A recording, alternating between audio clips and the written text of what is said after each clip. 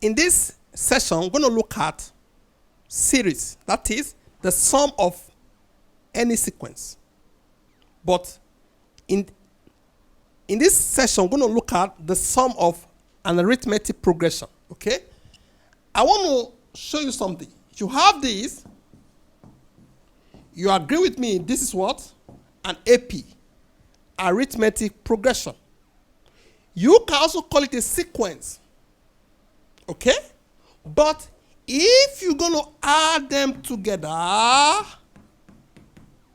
this addition change the name to series.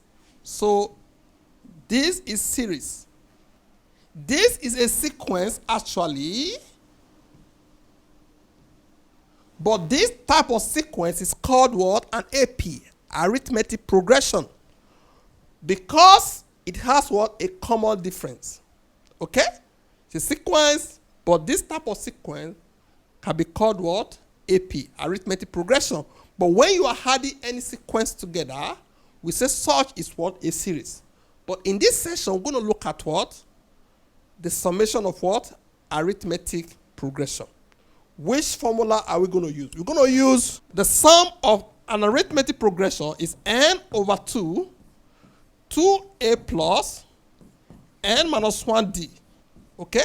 This is the formula. One thing I want you to notice here is this. I can write this now as a plus a. You agree with me, right?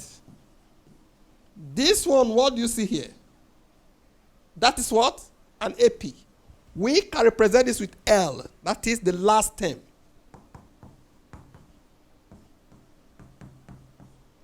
So, either you use this, that is the first term plus the last term, n over 2, or you simply do this if the last term is not given to you.